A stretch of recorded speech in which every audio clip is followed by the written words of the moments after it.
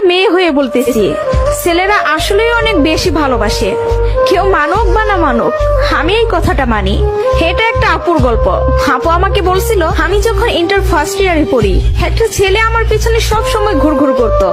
আমি যেখানেই যেতাম ও ঠিক আমার পিছনেই থাকতো। আমরা একই মহল্লাতে থাকতাম। সেই ছোটবেলা থেকে আমি ওকে দেখতেছি।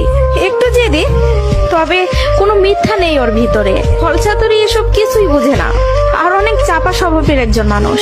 কষ্ট হলেও মুখ থেকে কোনো কথা বের করে না। ওই যে একটা কথা আছে না, বুক ফাটে তো মুখ ফোটে না। এমনকি আমি যখন ওকে দাঁড় করাই বলতাম, কিছু বলবেন, ও বলতো না কিছু না। একদিন আমিও ওকে প্রপোজ করলাম আর বললাম, আপনাকে দিয়ে কিছু হবে না, আমি সারাটা জীবন আপনার সাথে থাকতে চাই, আপনার বউ হতে চাই আমি। কখনো দূরে সরাই দিবেন না তো? জীবনে যা কিছুই হয়ে যাক, আপনি আমার পাশে থাকবেন, কখনো আমাকে একা ফেলে যাবেন না। যদি এই ওয়াদা করতে পারি তাহলে আমি রিলেশন করব। ও অনার্স ফার্স্ট ইয়ারে পড়ে। ও বলল, জীবনে যা কিছুই হয়ে যাক আমি তোমাকে কখনো ছাড়বো না। আমাদের সম্পর্কের বয়সটা যখন 2 বছর, তখন আমার বাসায় বিয়ের প্রেসার দেওয়া শুরু হয়ে গেল। ফ্যামিলি দেখে ছেলে খুঁজতেছে, সরকারি চাকরিওয়ালা, বিসিএস ক্যাডার। এসবের মধ্যে আমি ওর কথা বলতে ভয় পেতাম, কারণ ও এখনো পড়ালেখা করতেছে। চাকরি তো দূরের কথা, চাকরি পাইতে তো অনেক সময় লাগবে, কিন্তু আমার ফ্যামিলি তো আমাকে সময় দিবে না। আমি অনেক কষ্টে আম্মুকে রাজি করাই। আম্মু যেন আব্বুকে এই কথাটা বলে, আর আম্মু আব্বুকে বলে। আব্বু সাথে সাথে মুখের উপর বলে দেয়, সম্ভব না, বেকার ছেলের হাতে আমি আমার মেয়েকে দিব না। তখন আমিও ভাবছিলাম, কথাটা তো ভুল না, কথাটা তো সঠিক। কোনো বাবা মাই চাইবে না বেকার ছেলের কাছে মেয়েকে বিয়ে দিতে। আমি নিজেও তো কখনো চাইবো না, কিন্তু তারপরও মাথায় চলতেছে, আমি যদি ওকে হারাই ফেলি আর কখন কি ফিরে পাবো ওকে? আমি তো আর ফিরে পাবো না। পরবর্তীতে আমি ওকে সব বলি, ওকে বলি কি করব বলো। তখন বুঝতে পারতেছিলাম ও কান্না করতেছে। ও আমাকে বলে, আম্মু ডাকতেছে, জাস্ট একটা মিনিট, আমি আম্মুর কথাটা শুনে আসি, তুমি একটু লাইনে থাকো, এসে তোমার সাথে আমি কথা বলতেছি। আমি তোমার জীবনে আছি 2টা বছর, কতটুকু আমাকে চিনো জানো আমি জানি না, কিন্তু তোমার পরিবার তোমার সাথে 18টা বছর তোমার পাশে আছে।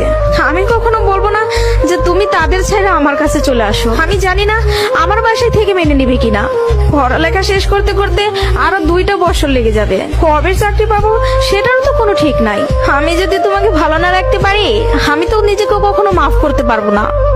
আমার কাছে তোমার হাসিটা অনেক দামি, তোমার যেটা ভালো মনে হবে তুমি সেটাই করো। তুমি যা বলবো আমি সেটাতেই রাজি। এসব কথা শোনার পরে, আর যাই হোক, একটা মেয়ে তার ভালোবাসার মানুষকে কখনো ছেড়ে যাইতে পারে না। আমি তখন একটা জিনিসই ভাবতেছিলাম, জীবনটা তো ছোট, আর আমি আমার এই ভালোবাসার মানুষটাকে হারাই ফেললে আমি নিজেই সারা জীবন আফসোস করব। এরকম কোনো ছেলে আর আমাকে ভালোবাসতে পারবে না, আমি ওকে ছাড়তে পারবো না। আমি বাসায় আবারও বুঝাই, তারা বোঝে না। তারপর আমি বাসা থেকে বের হয়ে যাই। বাসা থেকে বের হয়ে ওকে ফোন দেই আর বলি, আমাকে নিয়ে যাও। ও তাড়াহুড়া করে বাড়ি থেকে চলে আসলো। আমি বললাম, আমি তোমাকে বিয়ে করব।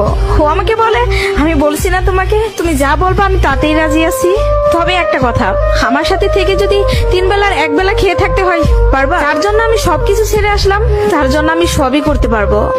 বিয়ের পরে ওর বাসায় থেকে ফোন দেয়, বলে বাসায় আয়। তারপর ওর বাসায় থেকে মেনে নিল, তার কিছুদিন পর আমার বাসায় থেকেও মেনে নিল। ভালোবাসার জায়গা থেকে যদি বলি, প্রিয় মানুষটাকে নিজের করে পাওয়ার মধ্যে অন্যরকম একটা সুখ কাজ করে, যে সুখটা কখনোই টাকা দিয়ে কেনা যাবে না। আর যদি বলি প্রিয় মানুষটার কথা, আমি ভুল মানুষকে ভালোবাসি নাই, আমার মানুষটা সঠিক ছিল। সেই মানুষটা আমাকে বিন্দু পরিমাণে কষ্ট দেয় নাই। আমি সবসময় একটা কথা বলি, ভালোবাসা সুন্দর যদি মানুষটা সঠিক হয়। প্রিয় মানুষটা যখন নিজের হয়ে যায়, তখন এতটা শান্তি অনুভব হয়, তা হয়তো বলে বোঝানো যাবে না। সুখে থাকতে, ভালো থাকতে টাকা পয়সার আমূল প্রয়োজন পড়ে না, যদি ভালোবাসার মানুষটা পাশে থাকে। কাউকে ধরলে হাতটা শক্ত করে ধরবেন, যেন দিন শেষে সব সময় আপনার পাশে থাকে।